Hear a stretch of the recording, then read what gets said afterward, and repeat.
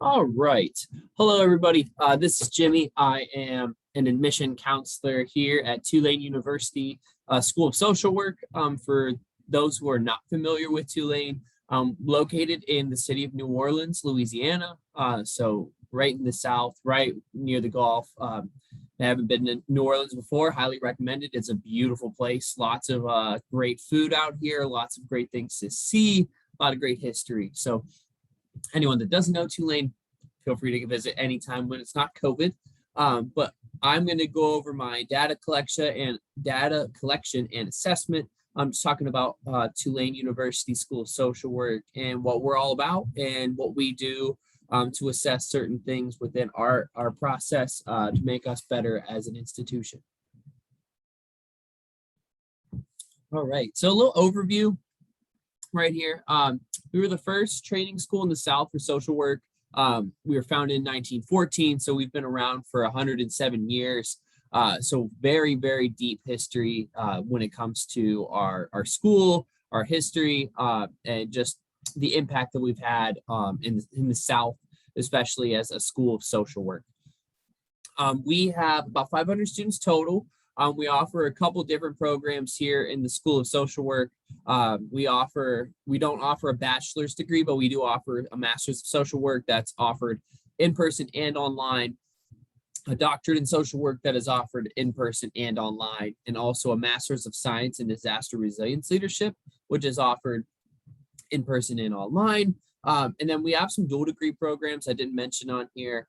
We have a dual degree program with our Masters of Social Work and also with our Masters of Science in Disaster Resilience Leadership. If that's a dual degree, we also offer an MSW and a Masters of Public Health dual degree program, and we also offer a Masters of Social Work and a JD dual degree program. So we do offer some dual degrees as well, just not mentioned here. We have about 103 faculty and staff members. We have a very solid amount of adjunct professors, whether it's in field practice for our social work programs or not. We have a lot of like field practice instructors. We have some adjuncts for some classes.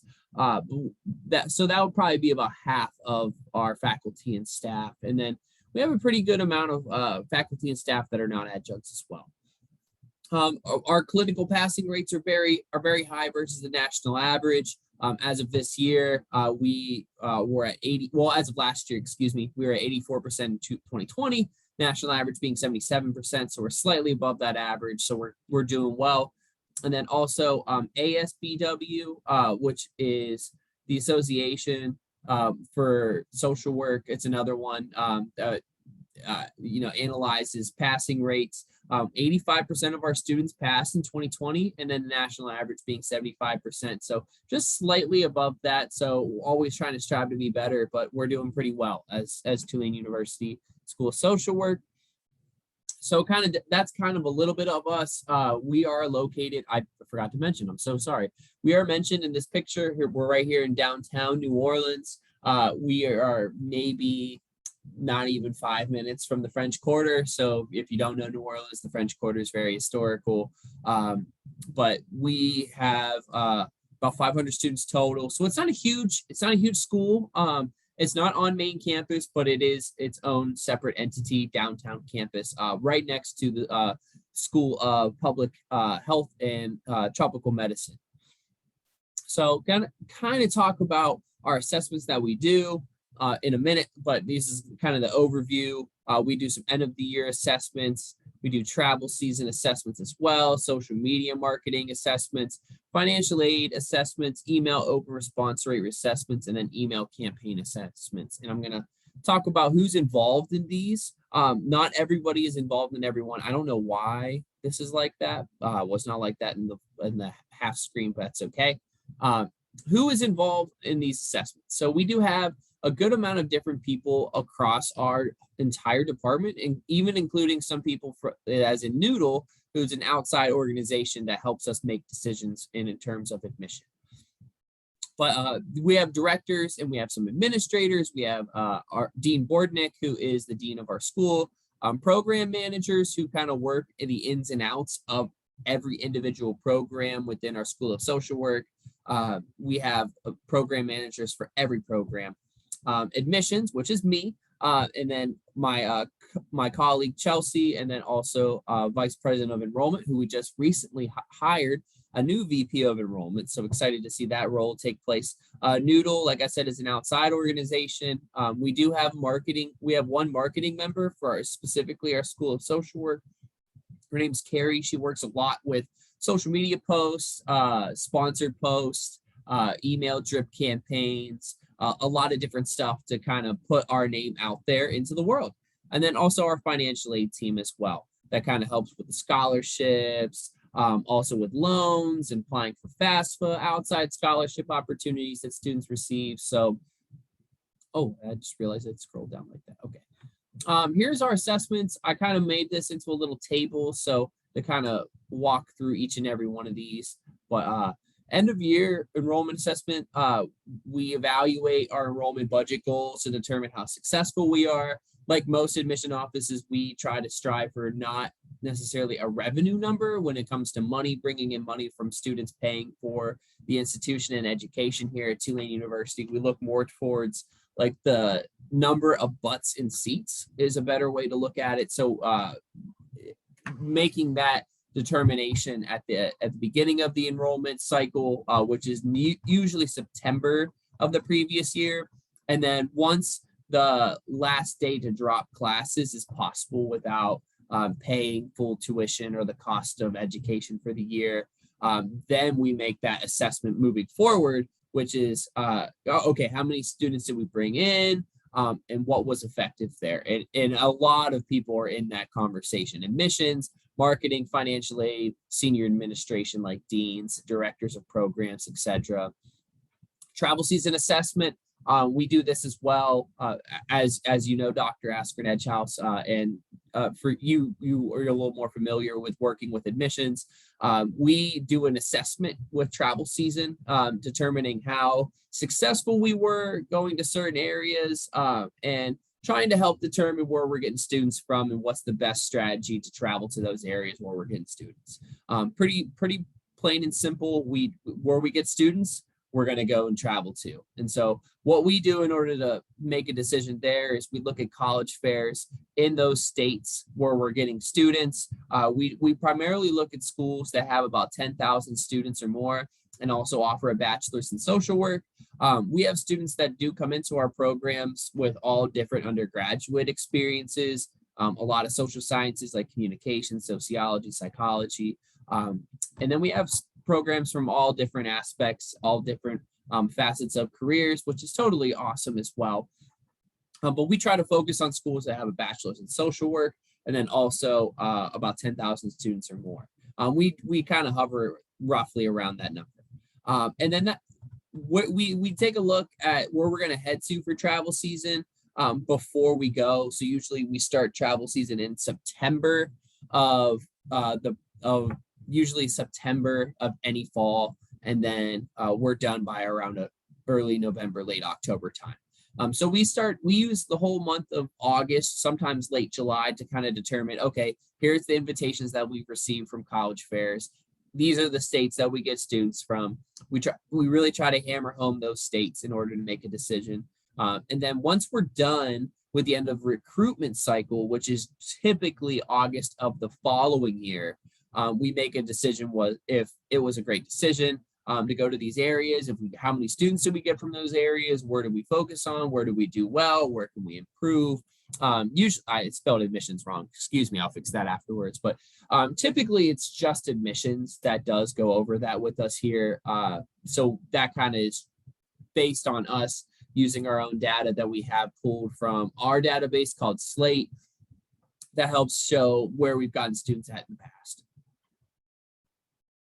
Next assessment we do, social media marketing assessment. We utilize a budget for social media sponsored posts and trying to engage people on social media, since it's such a huge platform on all different kinds of social media like Facebook, Twitter, Instagram, YouTube, certain websites. We also do what's called geo-tracking, which is focusing in on certain areas for sponsored posts. So let's say, for example, the city of New Orleans. We typically get, or well, let's not use New Orleans. Let's use different city within Louisiana. Let's use Baton Rouge, where LSU is located. We get a good amount of students from the Baton Rouge area. So what we do is we geotrack the city of Baton Rouge that allows us to create sponsored posts within that area. And we go even further than that to target certain age ranges, maybe the ages of 22 to 30, people that live in Baton Rouge, people that may have put on like their profiles that they went to a certain school, they're from the certain part of the city, just to really kind of put in social media sponsored posts that say, hey, you know, here's this Tulane University School of Social Work. This is what we have. So this kind of gets our name out there to people that may not have known us before. And that's usually done August, maybe late July, before travel season starts. So when we start to travel out to these areas, people get more of a name brand recognition. Oh, I saw Tulane University School of Social Work here, here, here. And then we assess it usually at the end of August of the following year. So kind of 1 year after the administration begins. And then we work with Carrie, who, like I said, is our marketing person, very closely with that. Financial aid assessment of the institution. This kind of shows how much revenue we did bring in, even though going against what I said, we don't look at the revenue as much, but we do use it just to see how much income we have brought in. I don't like to talk about income when it comes to students, but to show how much revenue we've brought in to the university for the year based on the students that are paying, how much they're paying, and seeing if we're in line with the goals in which we try to go out for that were put on us from the previous year. So we do have goals in that terms as well. We try to utilize that as best as possible by we really try to hit our goals as best as possible, because for admissions, I mean, it is very important to hit our goals, since hitting your goal does it forwards your institution farther, because when you hit your goal, you're able to project money towards certain raises, or create new positions, or implement new ideas. And when you don't hit your goal, I mean, it is not the end of the world for most institutions. Like Tulane University's endowment is $6 billion. I think we're in a more comfortable position to not hit our goals, which, I mean, we want to at the end of the day, but we're in a better position versus maybe different institutions. So we really try to hit our goals and get as close as we can to those in order for us to bring in new ideas, create new positions that benefit our students, and all of that great stuff. So this usually takes place at the end. It's right after the recruitment year is ended, and then we assess everything to make a decision moving forward of how many students we have, how much revenue we brought in, if we're in the green or if we're in the red. And then where was I going to go with that? The date that the assessment's reviewed, it's usually, I just lost my place. September, after the recruitment cycle has ended, and the final census numbers are in, which census is like raw, like your numbers for your institution, how many students you bring in. And this is everybody that is brought in. Everybody is very aware of the amount of students we bring in, what programs they're going into, so on and so forth. Last one, which is more specific to admission, but it does have some people involved as well, is email campaign assessments. We review our email campaigns to kind of see which of our emails are getting the most views, what emails need tweaked, what our open response rate is, what our clicks rate, or click on links rate is, completing the call to action. So every email that's going to be sent out to prospective students, there's usually a time frame in which the next email will go to you. We call them drip campaigns. Like drip is in like a water faucet drip.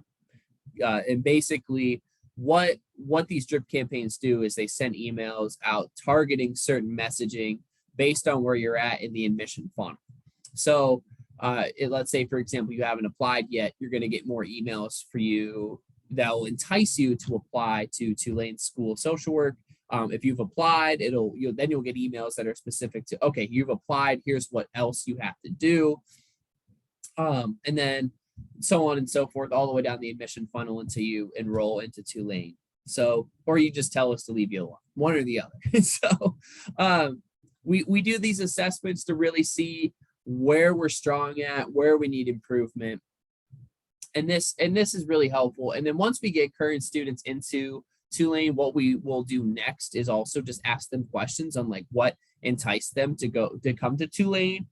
So just to hear it from people that we were actively recruiting just in the last recruitment cycle is important. So we usually start that July before the recruitment year begins.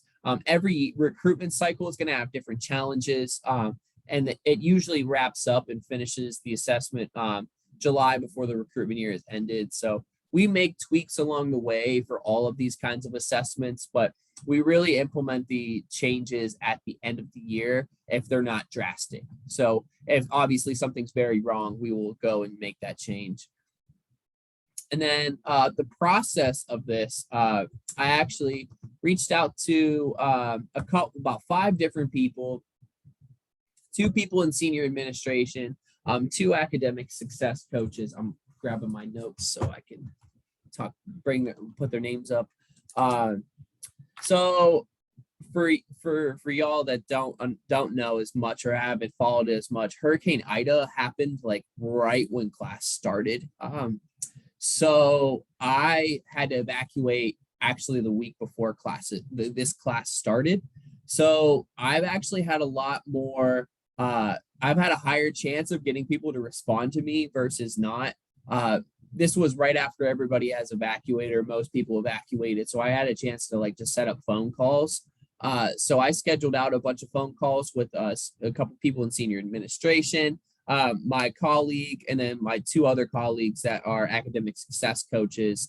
The first 2 senior administration people that I talked with was Dr. Patrick Bordnick, who is our dean of the School of Social Work.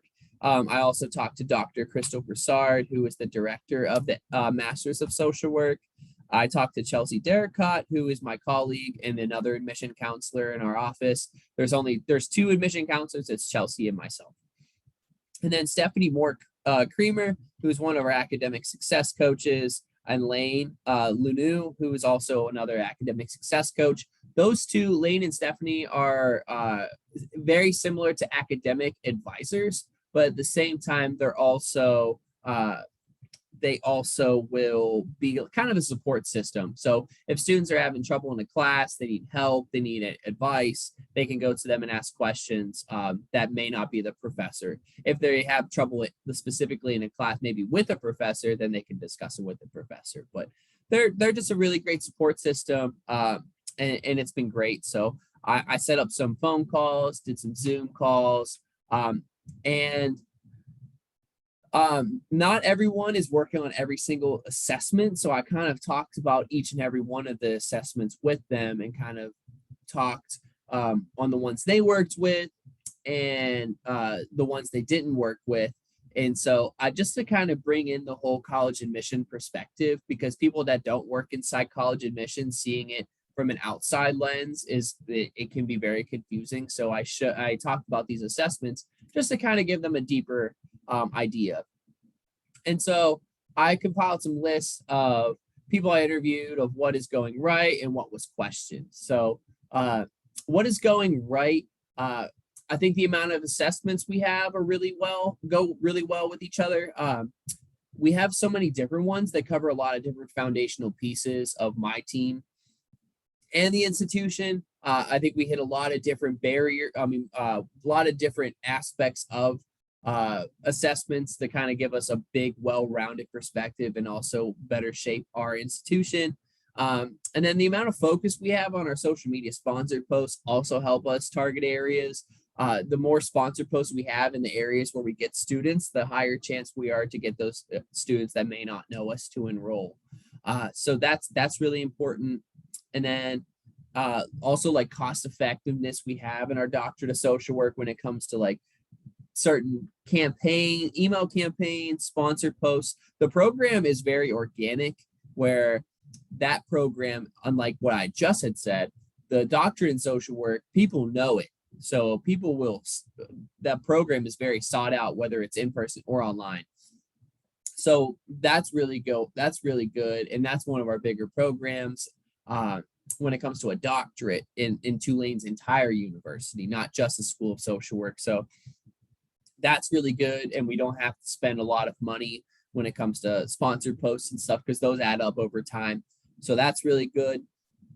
And then when we're able to go out on the road, it has shown that we really are successful in those areas where we get students. So when we're on the road, we do really well. And then what was questioned?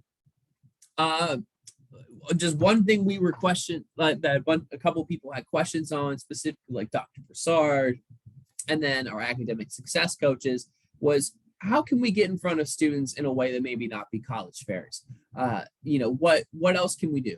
And which is a very solid question. Another one is, why don't we have more data that is logged every 2-3 years? And that was a good one. We usually do them every year. So that's one thing that I did take into consideration, is like, why aren't these assessed every other year, every 3 years? Why does our team communication not have as efficient communication as it can be? That is a typo in itself. So that was a big one. One thing I have noticed about our culture in our office is that communication is not very efficient, and that can definitely be a thing that does silo offices. So communication is a very important thing to me.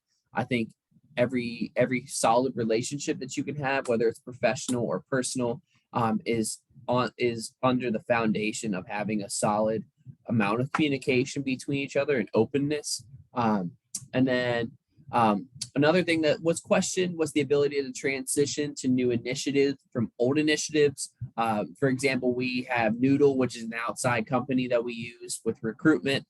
We are transitioning, or we're trying to get out of this outside company, and so it's been a very slow process. So people had questioned, why is it taking so long versus not, why can't it be done more efficiently and a lot quicker? And then, why are these assessments analyzed? Why aren't these assessments analyzed after every semester? That was a really solid one too. I thought that could be actually brought in more. So this is kind of the overview that I had. We've added new programs in the last couple of years. We added the Masters of Science in Disaster Resilience Leadership after Hurricane Katrina. It was founded right around 2009 or 2010. So it's fairly new. And that program has really taken off with the dual degree, with the Masters of Social Work and also the Masters of Science in Disaster Resilience Leadership. That has taken off. And it's the only program of its kind and it's very unique. So I think that has been very unique and very helpful in increasing enrollment in our online programs. Our students retain, actually, one thing that we do really strong at is we retain students online at a higher rate. In this one article I found is that online courses have a 10 to 20% higher failed retention rate than traditional classroom environments. And then we have a really high retention rate for our online programs, around 70%, which is pretty solid from start of the program to after your first year. And our program is about 16 months. And I think we do a really good job with that, because we have the flexibility for students to continue their education from their hometowns. So with students get field placement within our program, and they can get it right in their hometown if they do the online program. And we help people get the approval to be in a certain field of social work, or be in field work in their hometown. They just have to work with their advisor on that, and we work with that organization to get you a position. I think one thing that we could do more is to assess more frequently, like my last point up here. I think we really try to strive for a better tomorrow, and we could really sit down after every semester for a couple different ones. And the ones that I think we could do, we could do travel season assessment, because we do have fall and spring travel season. We could do it every semester to see how we do. Social media marketing, I think we could focus on doing certain social media posts in different parts of the year to really help narrow down certain parts of the admission funnel. Maybe applicants, focus on application sponsored posts, finishing your application in the springtime versus maybe just inquiry based social media sponsored posts in the spring. And like email campaigns could be another one potentially as well. So those are a couple that we could do. I think the quicker we assess, I think, like I kind of mentioned this before, the quicker we assess, the quicker we are to figure out what's not working in our favor and to be better. And one thing about that too is like assessments through accountability. I think holding everybody accountable is a really big thing within any organization, whether it's higher education or not. Just holding people accountable to doing your job is very important. And this one article really stuck, I really enjoyed, it stuck out to me. And it talks about, quote, "This is mainly achieved through providing evidence that is learned is being promoted. The most viable manner in which to do this on a wide scale is through aggregated learner results. International and national comparative and benchmark studies have also been popularized as a means of providing accountability." So just holding people accountable is a big one. So that's how we get better, and it's no hard feelings. I think it's just we in order to better our institution and also better our colleagues, just to be on top of each other and making sure that we're all doing our part to be successful as a whole. Communication is a big one. When it comes to culture in our School of Social Work, I think we have overall a really solid culture. Everybody's very nice. Everyone's really helpful. I think one thing that we definitely can work on is communication skills between our entire department. I think that a prime example is like, we set up meetings to talk about, and it could be any kind of meeting, and some people get it, some people don't. Some people don't save it on there. Some people don't. Some people forget to send out emails for meetings and they send it the morning of, and the meeting's at 11, they send it at 8 a.m. So there's just like little things like that. I think it's really, or nobody mentioned to me this new thing was happening, or I didn't know this role was being moved to this person and this person's role is being moved to this person. So every department, I think, can work on communication. And this quote right down here really stuck out to me when it comes to like communication between departments. It says, "The relationship between mediation and communication makes way for the following interpretation. Communication is a means of expressing personal ideas and social relationships through its very goal, an instrument of social change. A key role in receiving and deciphering a message is played by one's personal life experience. It differs from one individual to another and may amplify as well as diminish the ability to receive and decode that message." So it's really key. It creates a big momentum shift when we are all on the same page, and you can feel that energy, I believe, when everybody's on the same page. So we all can do better just as people. And our office is honestly just great people. I really do enjoy working here a lot. I'm excited to be here. And then the last thing is, I think the best thing that we have is having multiple assessments and just a lot of different aspects of our whole School of Social Work. And I think that we try to project as much as we can forward the institution. And I think having multiple lenses really contributes a lot to telling like a student's story and students learning about Tulane University. And then just to help better us as a whole is really big. And to analyze it as much as possible will definitely move us forward. But a lot of great things came out of this, with interviewing with everybody on the phone call or if it was on Zoom. lot of great conversations and a lot of eye-opening experiences that I've had so far, just because I've been here for only a month and a half. I've really enjoyed this presentation. I hope that you learned a little bit about Tulane University School of Social Work, kind of the ins and outs of our culture and our office environments. Overall, it's a very solid environment to be a part of. Like I said, we've added new programs. We have new people that are in positions and in the senior administration. Like I said, we just hired a new VP of enrollment as of September 7th. We have people that just have energy.